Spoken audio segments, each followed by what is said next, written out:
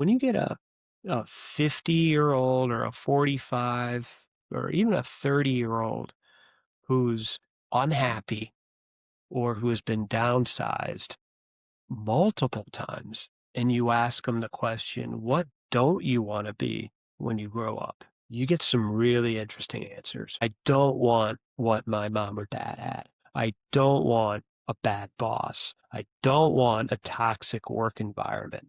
I don't want an hour and a half commute. Whatever it is, I just need to get 3 hours of my life back. If you did, what would you do with your time? And the answer she has, and I was like, that's why it's different than we're not corporate recruiters. We talk about things, I say, that will probably get you fired in a corporate interview because we talk about things like family and kids and hey, tell me about your spouse. What does your spouse think you should do? And have you ever talked about possibly owning a business? And if so, what are the fears? What excites you?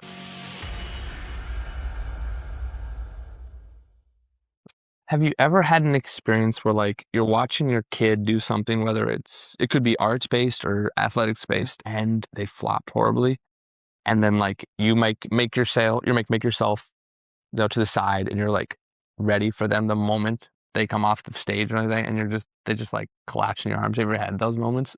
I'm going back in the memory machine. And that's one of the reasons I love sports is because you get to practice failure. Mm-hmm.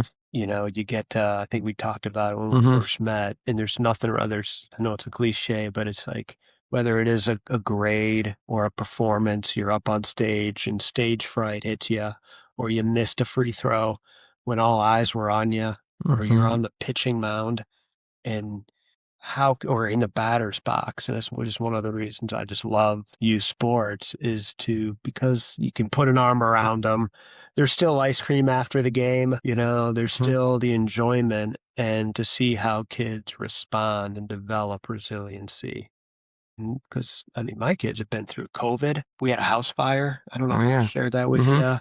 And some of these, when I was downsized, some of these real events that people go through every day. I mean, the unexpected loss of a loved one or whatever it might be personally or professionally, resilience and grit. I mean, it's important.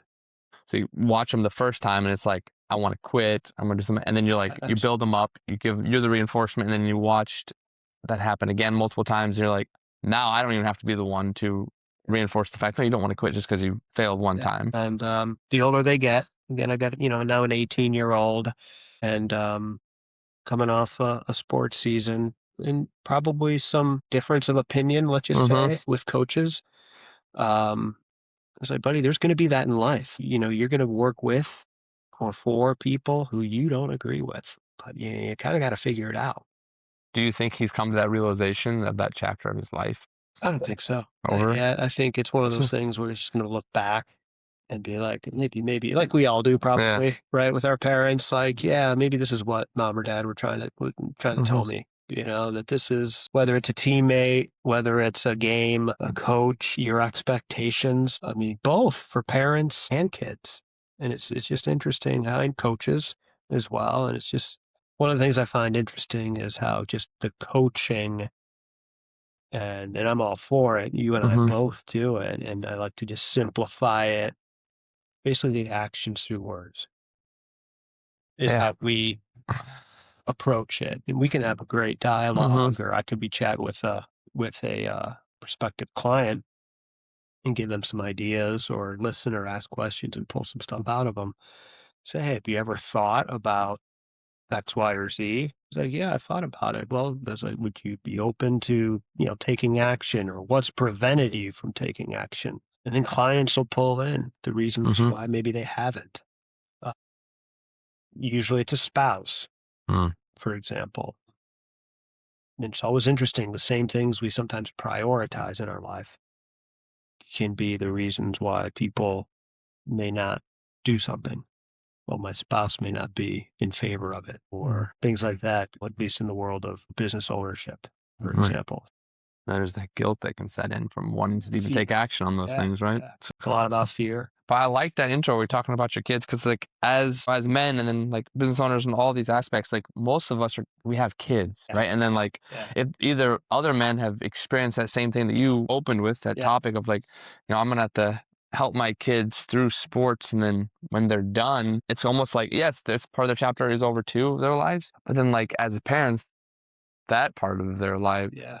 is over as well as they help them transition to the next part. Exactly. So I am Nathan with the Brotherhood Beyond Business. I'm here with Hammond today, and we're going to get to know him a lot better and his business. So tell us, Hammond, Absolutely. after that great intro, like, who are you? What do you do? What is your drive? Yeah, absolutely. Well, thank you for having me. This Mm-hmm. is great. I've enjoyed our discussions thus far. My name is Hammond Meuer. I'm a career coach with the Entrepreneur Source. We have almost 300 coaches around the country. We started it back in the mid 80s, so over 40 years, and we help coach professionals basically figure it out, reach a point of clarity on what it is truly they want to do. A lot of the professionals we work with usually fall into one of two categories. They've either recently been downsized or they're currently employed but not happy. And I like to smile and say, it's like a neck and neck race sometimes on which group is outpacing the other.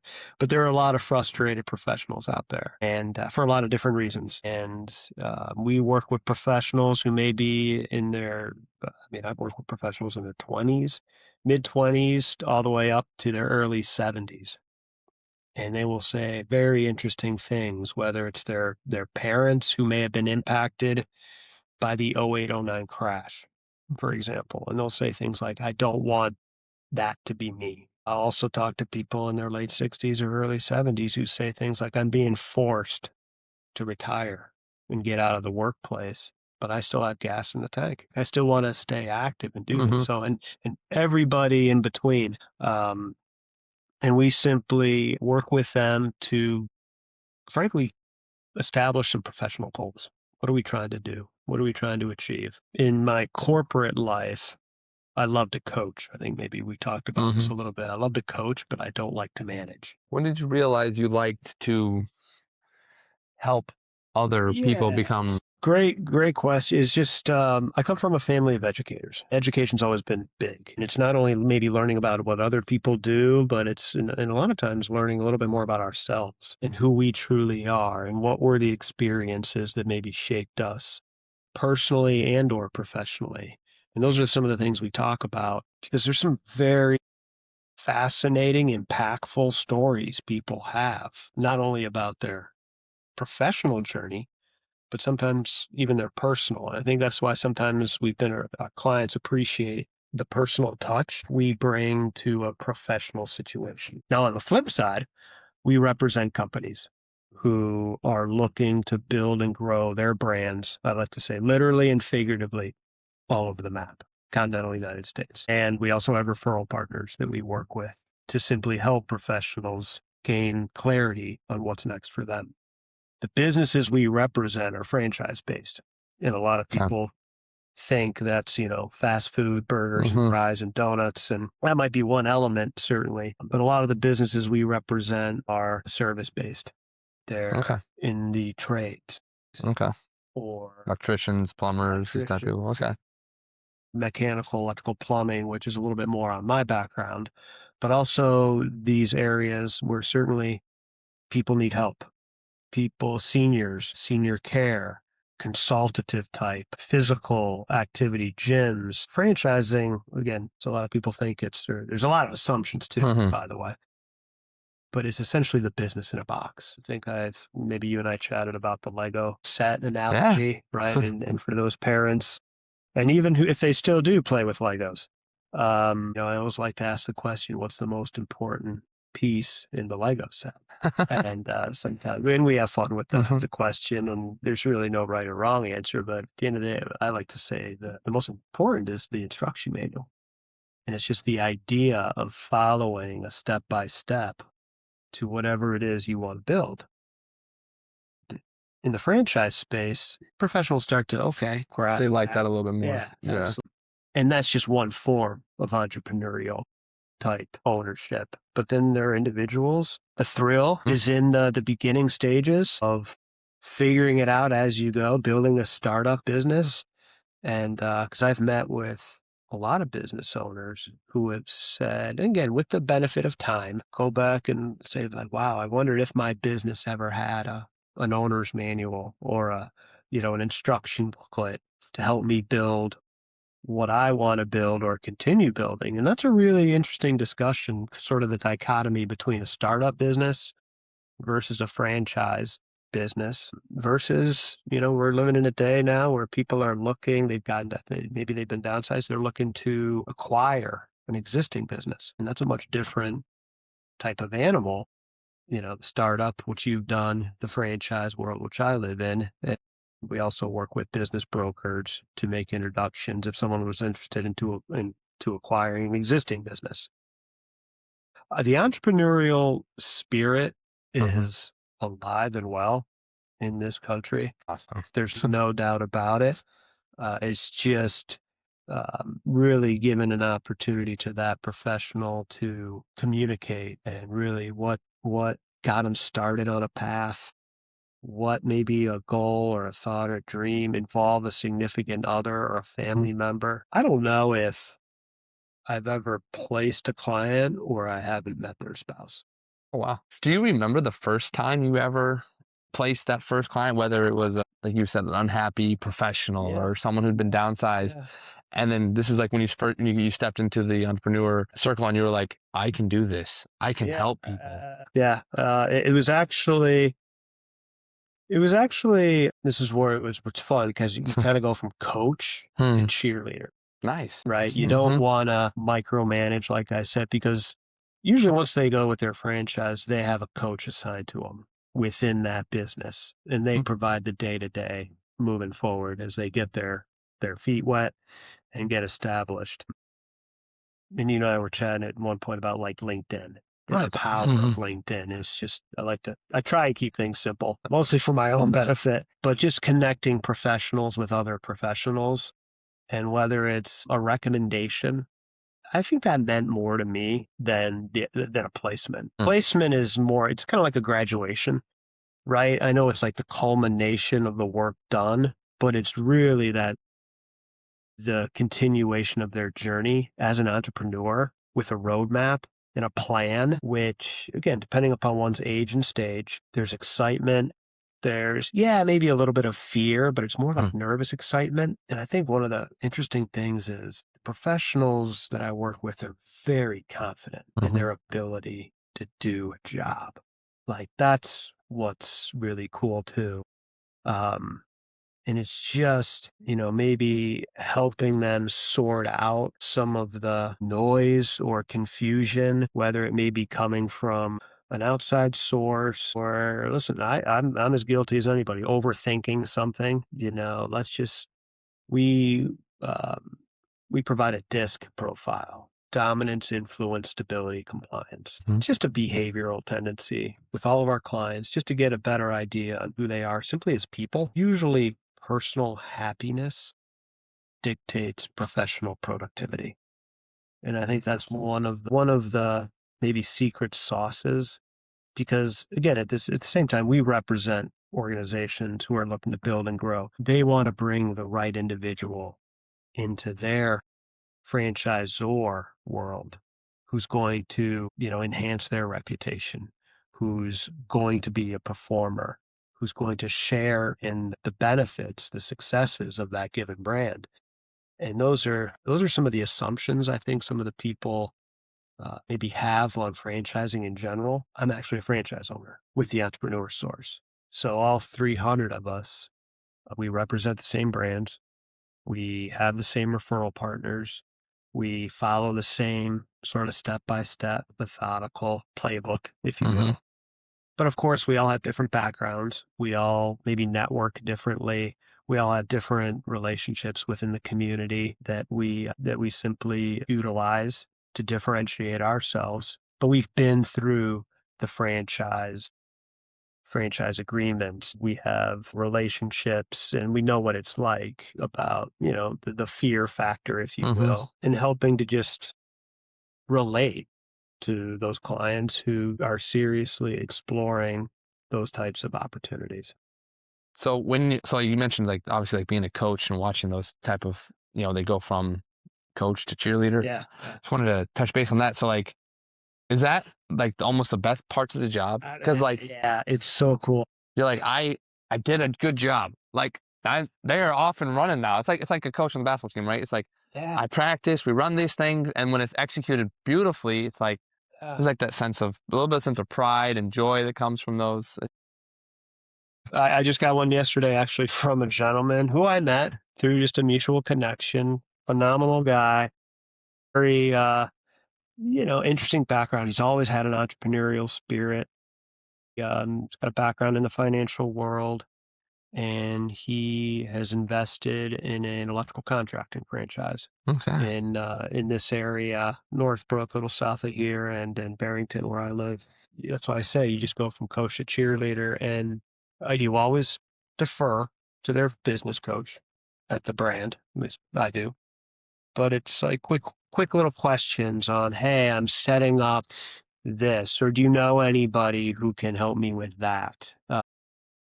In his case, it might have been a lawyer Mhm. or setting up his business account, banking wise, little things like that. It's just, you never necessarily direct them exactly what to do, but just, hey, here's some of the people either I use or I know other people who have used them. You might want to look at that. But that's just more of a, cheerleading, excited being there if I can be, because we do work with people all over the country, whether it's a grand opening but just the excitement they have. I've always been the one to kind of stay back Mhm. and let the spotlight be on them. I do not like the spotlight. I do not want the attention. It's really about the client, putting them in a position, not only just them, but also the business. So they can kind of like the 1+1 = 3. When the client has a point of clarity, and they say, this is an opportunity that I really think I can excel at. And I see myself as part of the succession of this business. I like to talk about culture, leadership, and succession as it relates to anything really in Right. business. Because, in my past life, I worked with a lot of independent startups. I worked in the manufacturing and the electrical world where I saw a lot of independent small businesses, whether it was one or two people or hundreds, if not thousands, culture, leadership, succession. And you really got to go 3 for 3. It's not one of these things like you got to go 2 out of 3 or, yeah, they got great leadership, but a questionable culture Yeah. and, questionable succession plan. But these are the types of discussions I have with clients when they meet a brand and they truly see themselves as part of the succession. They want to carry the flag. I live it myself. I Hmm. mean, the other coaches around the country are as genuine and as just down to earth. We have a phenomenal culture with great leadership at the Entrepreneur Source, engaging in peer advisory groups. You never feel like you're on an island, even though most of us work for ourselves. We don't have employees. We Okay. don't necessarily have real estate, which Hmm. are two variables that our clients learn about as they explore potential business ownership. Do I want real estate? Do I want employees? What type of investment? I always like to say, well, the real estate, like the mobile real estate Hmm. in a service industry where the service goes to the consumer in the trades, whether it's a van or mobile pet grooming or electrician or in-home gyms, in-home Hmm. physical. Between the pandemic, the baby boomers, Amazon, any Hmm. other lifestyle trend in there. Instacart now. Instacart, Hmm. more and more people want that service coming to them and they're willing to pay for it. So yeah, they have the income. You mentioned the DIS assessment. So have you used those type of things in the past, and then like someone's come to you being like, "All right, I want to go down this avenue," and you kind of have discussion with them, be like, "Well, you actually be best suited down this path," or do you just kind of say, "Okay, where if you want to go down that path, we're going to do it." Yeah, usually I always try to let the client dictate Mm-hmm. and we will sometimes intentionally, or if Mm-hmm. they say, "Oh, I know I don't want anything in this area." for the area. Maybe it's something in the trades. So it's a hard pass on the. Hard pass on the Mhm. trades. Most of our coaches will show them something in the trades. And we do that just to be 100% confident. And until the client can really, and I think this brings up another interesting point, give you a really concrete answer as to why not, or if it Right. reconfirms what they initially thought. Because a lot of times, sometimes it's easier to ask that question, what don't you want more of in your professional career? A lot Mhm. of times the professionals are, I tell the story sometimes of my, at the time, 70-year-old father. I don't know if I shared this with you the No. first time, who, now this goes back almost 15 years ago because he's almost 85. On the day of his retirement, he said, party. And Right. I'm at age 70. He goes, now I just got to figure out what I want to be when I grow up. And I'm like, here's a retired educator, 50 years, and he's making that comment. And he was kind of serious. And I was like, when we ask these 18-year-olds or they're getting off, whether it's, Mhm.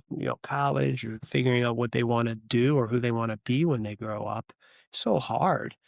But when you get a 50-year-old or a 45 or even a 30-year-old who's unhappy or who has been downsized multiple times, and you ask them the question, what don't you want to be when you grow up?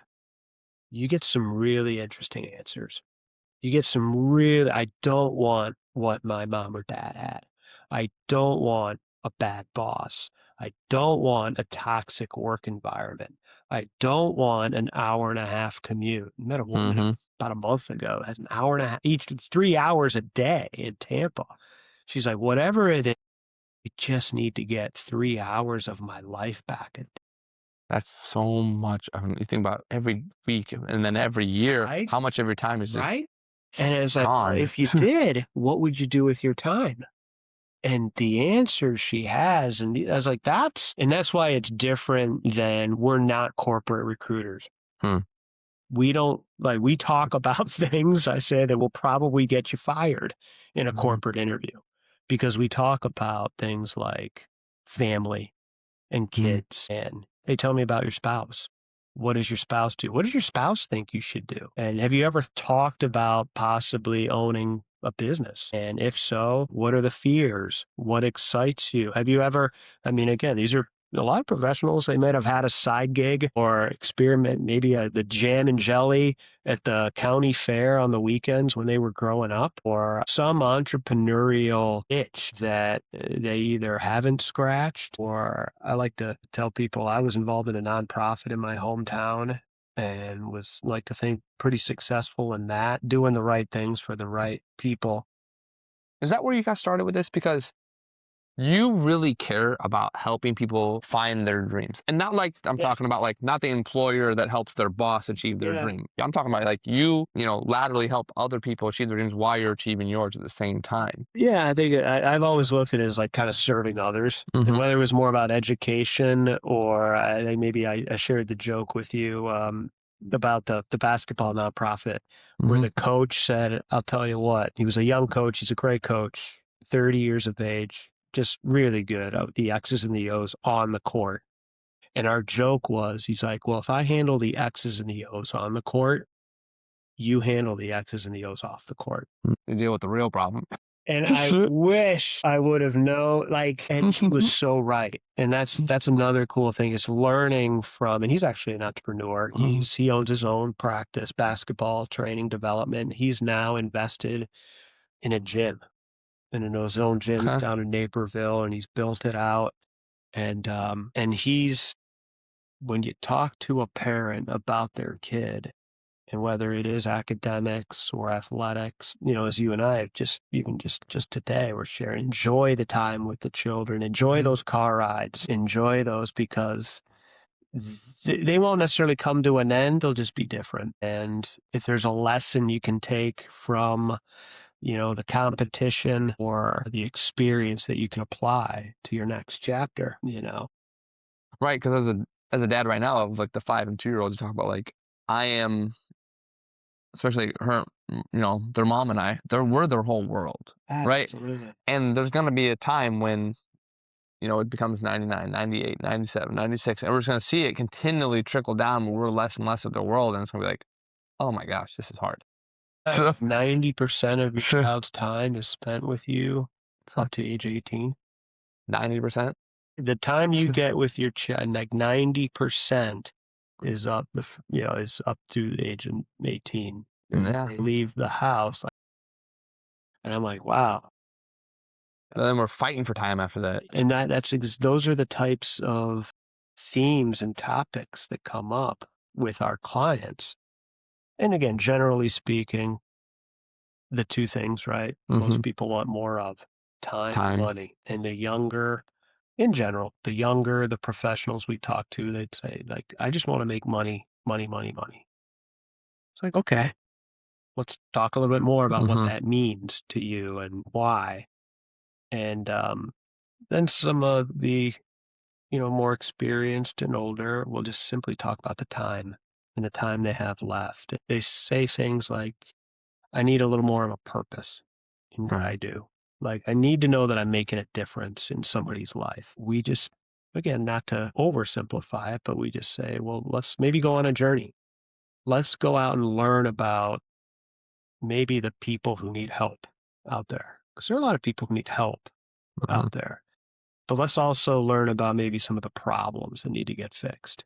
It's kind of like a lot what you do. I mean, Mhm. there's a lot of people, whether it's their physical, mental well being, and even spiritual, well, but helping them to feel better about themselves, directly solving a problem, but also helping people. Mhm. And this is not to get too philosophical, but like every individual may struggle with something much different and unique and have their own set of variables that they're bringing to you and the gym and that they're trying to reach their goals. And at least on the professional side, there's a little bit of that going on too, but never want to ignore what's going on personally in the life because it's real. I mean, I've had clients who have had unexpected death of like a spouse. Had a client who had an very unfortunate child take his own life while we were working together. And it's like, how can that not impact any of us? Right. And it's like, so to stick your head in the sand or not ignore that, or to ignore that Mhm. and not have that. I mean, again, that's why I say we're not therapists, Right. not counselors, but it's not uncommon for personal things just to come up in terms of who's their circle of influence, who is their board of directors in wanting them to succeed should they pursue business owner. Right. And as your coach, right, they're perhaps confiding in you a little Yeah, bit. They've already absolutely. informed you of this Absolutely. horrible thing that's happened in their life. Absolutely.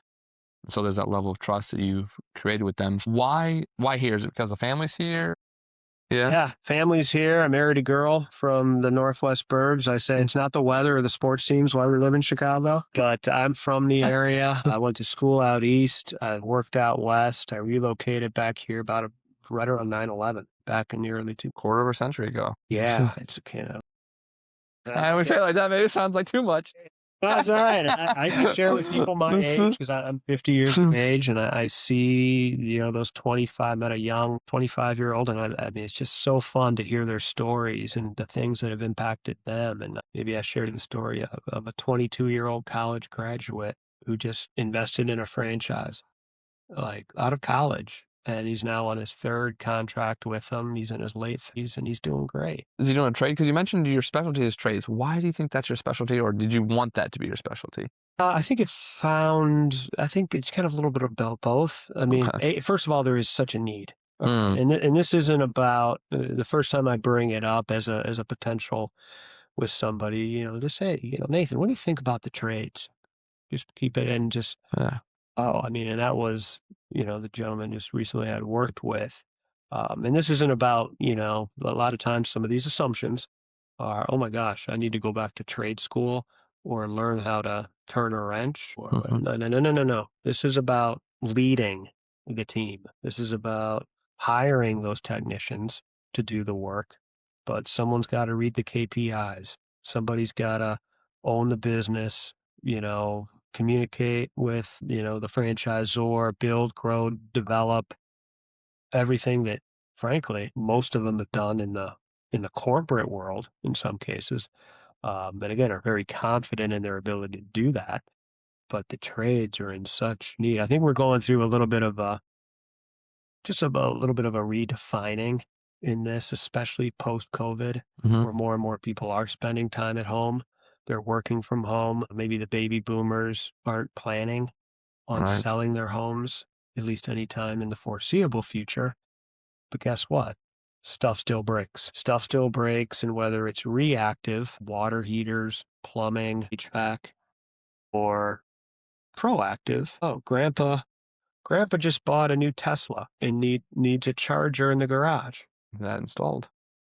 Got to install it. Absolutely. And those are the types of, I mean, this is a lot of them I like to say are boring, predictable, but profitable type businesses. It's not the next semiconductor factory going up, in Libertyville or anywhere. Yeah. These are businesses that everybody needs, but to what degree it may align with what somebody wants to do, that's a different question. Yeah. So you're just looking for leaders to lead, and then like explain to them, hey, let the technicians be the technicians. Yeah. Right.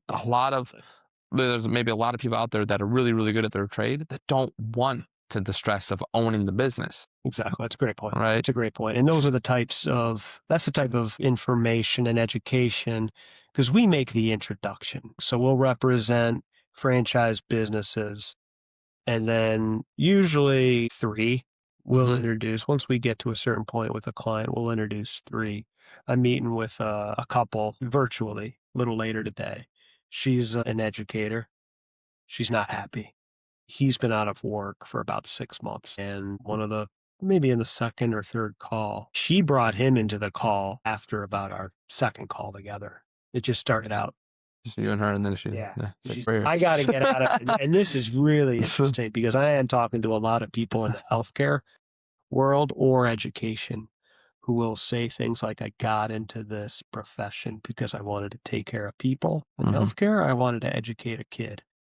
However, over time, it's become about something else. I didn't change. I almost feel like, they'll say things like the industry changed on me, or it became more about flipping beds or state test scores. or workplace politics. Absolutely. And those are very valuable. Like those are nuggets. And it's like, what if we took your same desire to help somebody or educate a kid and we just pivoted a little bit? We just pivoted 45 degrees and we were to introduce you into an opportunity like senior care. What do you mean? Well, by 2030, the entire baby boom generation will be over the age of 65. Yes. Right? I mean, that's a fact. We all know that anytime the baby boomers do something, there's a new trend there. Yeah, absolutely. Absolutely. And it's something that's fascinating in and of itself. And whether, now my parents, they're a little older, they're in their mid 80s, but when you look at things like companion, now they're lucky, and we're all lucky that their kids are still in the area. But there's a lot of families who are not. They're hundreds of miles away, but their businesses like Seniors Helping Seniors, which is it's a franchise where people in their roughly help people in their 80s. But that's a business. I mean, that's a concept. But there's also medical. There's non-medical. There are business opportunities, senior proofing homes, going into thing. Absolutely, and it's a franchise. They figured out and this is what's so interesting, and I guess it's one of the. Not only do I get to meet great individuals and entrepreneurial professionals as well, but learn about these businesses. And it's not just what they do, but it's how they do it. And that's what I think where franchising comes in with the playbook, because what they do is they send in an occupational therapist first to assess the house, to follow the discharge instructions from the medical. So whether it's the grab bars or the ramp is installed. I see what you're doing. So you send in the occupational therapist first to the house, to the residents, because usually it's not the patient who needs it who's calling, it's their loved one. It's the spouse, the adult children. So once the occupational therapist comes in, then they send in the contractor to do the work. Okay. Those types of business opportunities, they're not going anywhere. Yeah, they'll explode in the next 15 years then, from now on. Absolutely. Because 65 to, they're probably going to live to their 80s. Absolutely. They're getting here because they're seeing people Yeah. like you, and they're going to want it, but they're going to want to do it. We know this. They're going to want to do it when they want to do it, on their terms. In their homes. In their homes, Mhm. absolutely. And for the businesses that acquiesce, sure.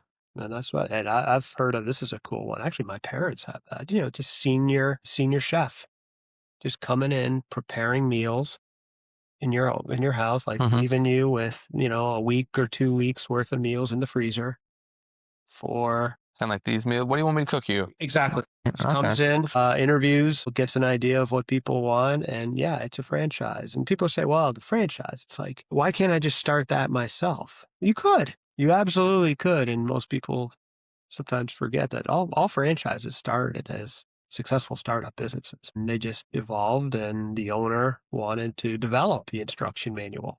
So you mentioned like they're like, oh, franchise. Like, what is the most misunderstood thing you think about, like with your business and then starting up a franchise? Yeah, you have some really good questions. This one, I think, if I could hammer one point home, because and we chat with our clients about this, is the biggest assumption is probably a franchise just wants me because either I have money or I'm interested, and then they're just gonna like get me to sign, and then yeah. And it couldn't be further from the truth. I mean, these franchises didn't get to where they are by just bringing anybody on. And I always like to ask people, have you ever researched what it took to own a Chick-fil-A? And it's one of the most well-known, now again, a lot of what we represent is non-food based or whatever, Right. but everybody knows the Chick-fil-A name. And if you just Google search it and you look at the requirements of what it takes to own that, and whether it's forget the investment financially, it's the time. And it really is working in that place for months over a period of time. But boiling it back down to one of the biggest assumptions, when I introduce a client to a brand or multiple brands, I've had individuals get really excited about the business. And they'll be like, I could really see myself doing this, and here's why. And my spouse is excited, and they start thinking, and they've just had 1 or 2 calls. On that third call, the franchise comes back and says, we're sorry. No. You're not a cultural fit. And the individual is like blindsided. They're like, what? What are you talking about? And a majority of the time, it's because not a cultural fit basically means you were coming in and trying to tell somebody how to rerun their business.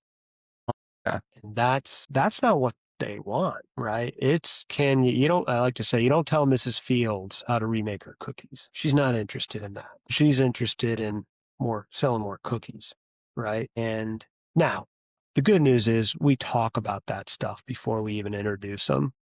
But it is why we do talk about culture in leadership. And I think it's another maybe misnomer, because I even do it with the entrepreneur sources. You're still part of a group that does want to continue to get better and build and grow, and maybe do some new and different things, and be part of an advisory group, or be part of a coaching quorum that is looking at a new way, a new software, using AI in our business, or however, whatever trends might be going to still explore. You can still be a part of that, but there's still, at the end of the day, a basic playbook to build and follow and grow your respective. I mean, to be honest, it sounds like, obviously it sounds like opening a business, but the difference is like, for you, it's going to start with you, and then they're going to start with the actual business coach, like you mentioned earlier, from the actual business. And so it starts where let's say we're doing climbing a mountain, for example, where you are leading them first, right? Yeah. They're following in your footsteps as it goes along the way. And then eventually, maybe it's more of a walk side by side. Yeah. And then you mentioned like the cheerleading side, where you're now kind of watching them climb and going, yes, you got this. And then finally they make it. And everybody's got a different path. I sometimes use the Toy Story or the toy store. the toy store sort of analogy. And again, I've had clients say swimming pools or wading into a pool with swimmies or Mhm. jumping into the deep end. And I love all sorts of them. But at the end of the day, pursuing a corporate type of role is much different than an entrepreneurial, and a startup is much different than acquiring an existing, and which is much different than a franchise. And if we were in, a toy store and we were looking down the W-2, that's over there. Mm. And we encourage that because the more you can compare and contrast opportunities, especially when they say things like toxic work environments or bad bosses or commutes. Okay, well, make sure you get answers to those questions. But if you were to start your own thing, how many business owners do you know? And how many business owners do you know who've started their own thing and been successful at it? And go talk to one. And then they're going to come back and compare and contrast. Now, this aisle here, this is sort of like the franchise Lego, Mhm. because every one of these businesses that we look at the end of the day, they all have the operating instruction manual. But that's much different than this one over here because I got a referral partner who would love to meet somebody who's interested in buying an existing business that maybe that retired baby boomer wants to sell. Because there's some of those, but that is a much different, that's, you have to put dollars on everything, but those are usually $500,000 to $1 million on Okay. those types of opportunities, which is a step up than the tire kickers in the franchise world, which are usually start at, 6 figures up to about 500,000. But depending upon real estate, employees, operating capital, right? That can go up. Which is much different than the blood, sweat, and tears you put into Mhm. building your business, right? Where there was no, but you wrote your own instruction manual, Mm. which is much different than the corporate route. Right. It's the kid that builds the Legos without the instruction manual. They build their own. Yep. Yep. They build their own castle. So here, which aisle are we?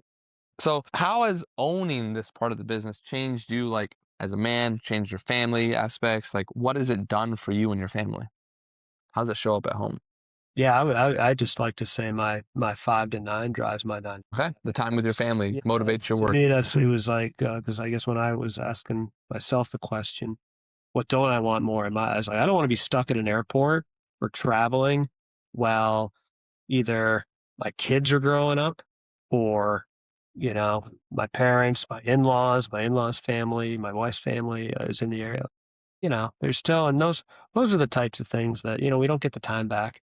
Huh. Whether it was post-COVID or an opportunity to sort of shoot your shot while you had it. Yeah. So you mentioned like two different bubbles, right? The money making bubble and the time bubble. Yeah. Are you in the time bubble then? Yeah. It's interesting.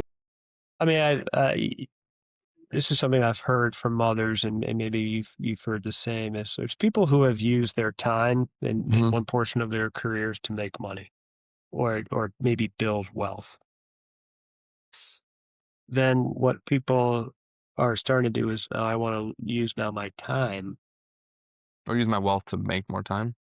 and then use that time to build more wealth. So then it becomes, okay, well, how do you define wealth? And that's a question that you ask. And you get a lot of really interesting questions. People will talk about, well, my portfolio, or people will talk about, certainly their family or real estate. Mhm. And I think business ownership is on a path in this country, very similar to what real estate was a generation ago. Okay. All right. So a generation ago, and I know you and I are not exactly the same age, but, and I'd love to hear your kind of take on this, but, my parents bought a house to raise a family. Correct. That was really it. And Mhm. they're educators. One's from Boston / Indiana. The other one's from South Dakota. Farm boy from South Dakota. Couldn't be more different. Could be more different. And I promise he wasn't thinking about wealth diversification at age 22 when he was right off the farm or out of school and moved to Chicagoland and became like an art teacher. But over time, he realized the value of real estate and started acquiring little bit by little bit. And now, fast forward, you can't turn around where somebody doesn't own a piece of property or a real estate investment, whether it's a VRBO or a Mm-hmm. lake house, a beachfront condo, as a diversification of wealth. Correct. So that's another form of wealth. But we're at the, maybe some will say we're at the precipice. Some will say we're already there about business ownership. And at the end of the day, owning your own business, what's the objective? What's the goal? And if it's to sell the business or if it's to pass along to the next generation, there's no right or wrong. But at the end of the day, it's to provide options. Right. It's to provide options in that succession planning that some people do, but some people don't, right? And it's a lot of times we see, again, rewinding a generation, the tradesperson who started their business to put food on the table and a roof over the head, and they Correct. made a really nice business to it. And now that they're in their 60s or wherever, and they're ready to maybe move on, it's what's the succession plan? All right, well, I guess I'm going to start figuring it out. In the franchise world, it's actually one of the first questions a franchisor will ask a prospective franchisee. Okay. What's your end game here? Is your end game to expand? Is your end game to sell? Or is your end game to bring in the next generation? And it really, sometimes it catches people off guard because this isn't about just a job. That's why we call these are Mm-hmm. careers. This is career coaching. This is all right. And if it's about diversifying your wealth or in the form of tax benefits, or is this a real estate play in addition to the business? How would we value the business? Because at the end of the Mm-hmm. day, there's only a handful of things, right? You can do with the business, close it, sell it. Mm-hmm. What's that? Just pass it on. Right. So. And I've had clients who say, yeah, we're going to pass a franchise. They signed with them, said, yeah, we're going to pass it on to our kids. Okay, great. Well, we need to interview your kids at the time because we need to make sure your kids pass our standards at the time. So just don't assume we got through it. But it was one of those things like, you can't just give it to your kids, and you need the franchisor will say things. Well, we want to make sure they are up to our standards when the time comes. And it was a quick little addendum or anything like that. But it's one of those things where it's just being clear on the expectations on both sides. And that really helps strengthen.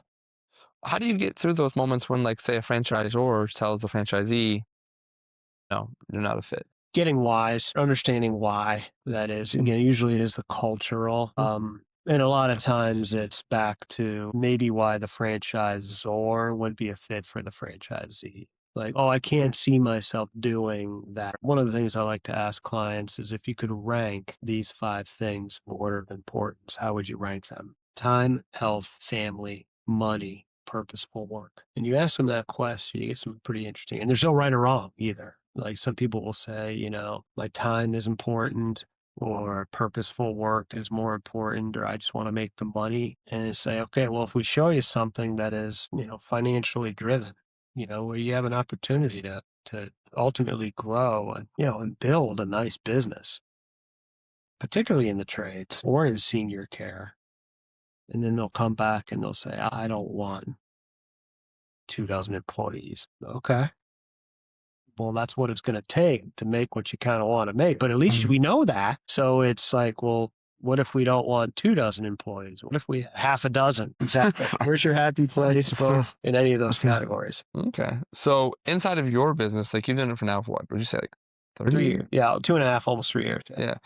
So how do you buy speed, or what would you have done to, like, buy speed or to get to where you're at right now quicker? It's one of the reasons I do kind of like the franchise route, is because I can lean on coaches 3 to 5, 5 to 10, 10 to 20 years who have Mhm. been doing it. And what's interesting is we kind of learn from each other, right? We learn about, I'll talk to coaches who have been doing it 10, 15 years. Who will say, well, we never had anything like LinkedIn. We never had anything. We had callers, or we used resumes. Right. Paper documents. Yeah. So you're like a testament then to these people who are like, I'm too old to get out and do it on my own now. Like, there's no such thing. I will say, and we do talk about age, is one of the reasons I bring up that someone will say, yeah, do you mind me asking how old you are? Oh, they'll say this, I'm 57. Right. Well, you know what they say, 57's the new 47. And there's no question that people are working longer because they have to. Don't get me Hmm. wrong. There's no question. But there is a large number who work longer because they want to. They Right. want to stay mentally sharp. They want to stay, like I was just talking to a gentleman, an estate planner.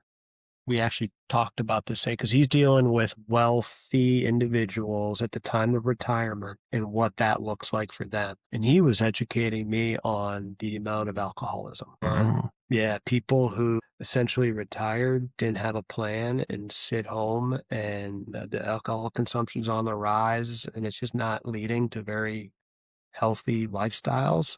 And I was like, I had no idea. And he's like, the importance of a plan and understanding whether it's that if it's going to be strawberry daiquiris on the beach, like they think it is.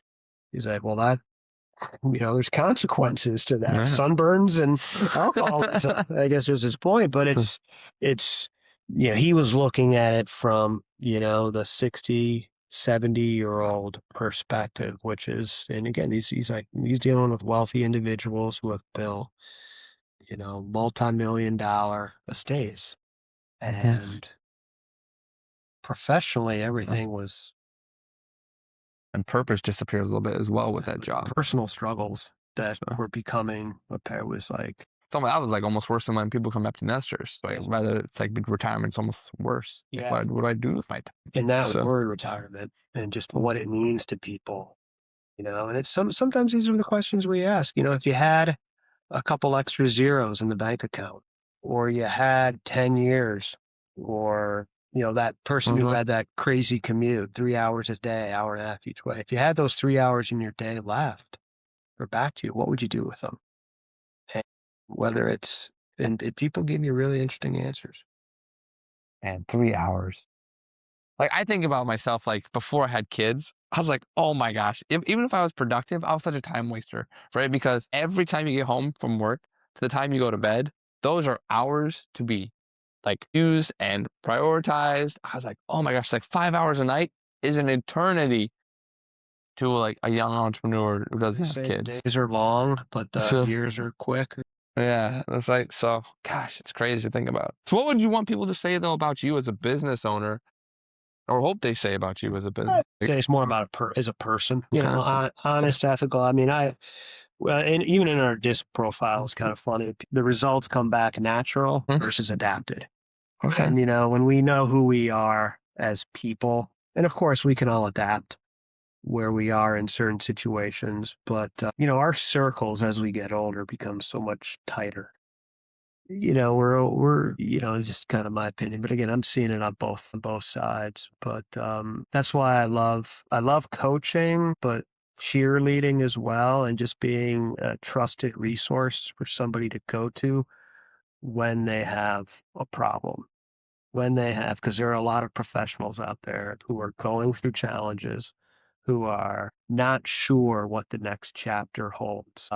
And they've got very interesting stories up until this point. And just learning more about what inspires them, what motivates them, their kids, Mhm. their spouses, their extended families. And I think that's one of the reasons we pull them into our conversations when we can. So not only that you're available, that you actually care to get them where they need Absolutely. to go. And a lot of times, listen, nine times out of 10, business ownership is not for them. Okay. And we'll absolutely tell them that, or they'll realize it on themselves. And whether it's the timing, back to those same things, the same things we prioritize: time, health, money, family, purposeful work. Usually, it comes down to those same things we prioritize are exactly the reasons why it's not a good fit. So if you were to give like a fortune cookie advice, right, to a young entrepreneur, let's say there's a young man who's like yeah, they're miserable, right? They like I cannot keep working. I cannot keep working for the man, Yeah. right? I want to be my own boss. I want to work to accomplish my dreams. Could you give a quick fortune cookie type advice thing for that? Love to know what the dreams are. Mm-hmm. And a lot of times they're sometimes a little more simple than whether they're those 5 hours, being present those 5 hours for the family, for the young Mm-hmm. kids. Like if that's the dream or that's the goal, okay, that's a great place to start. Let's start at looking at something that's 9 to 5 right? But has maybe an after hour, which is again another reason why the trades are becoming a call center who can answer a call and you can hit a couple buttons and still be heard versus, but the dreams, the goals, more people spend time on figuring out what they are having for dinner on a menu than they do on their life goals or plans or how they define wealth. But I think for the people who are frustrated out there, knowing why they're frustrated or what they don't want to be growing up Mm-hmm. is very impactful and helpful, and utilize that as potentially a catalyst to open, whether we're problem solvers and or people pleasers or some combination of thereof, because with the baby boom generation and or the amount of opportunity in this country in the playbooks that exist, I'm very confident that we can virtually help out any profession. So know your why. It's never too late. It's never too late. In fact, though, that's part of the interesting is there's a lot of, I don't want to say noise, but it's getting close to noise. There's a lot of talk about, professionals getting aged out of at least the corporate world. And that's kind of a fun little fact about franchisors. Franchisors love 50-year-old, experienced, hardworking. They've got a battle scar or two from the corporate world. They understand their clock is ticking, right? So they'll say the average age of our clients are really between 45 and 55. A lot. But they're getting younger. They're absolutely getting younger. And because they're realizing the families, their own timelines, the clock is ticking, whatever their timelines are. And maybe they want to build something by a certain age, sell it, and then on to the next thing. That is awesome. Hey, thank you so much for jumping on the podcast today. This was awesome. Hit subscribe, turn on notifications, and stay locked in. Brotherhood is more than business. It's about leading from the front, leveling up in every domain, and becoming the CEO of your own life. Step up, execute, and we'll see you in the next one.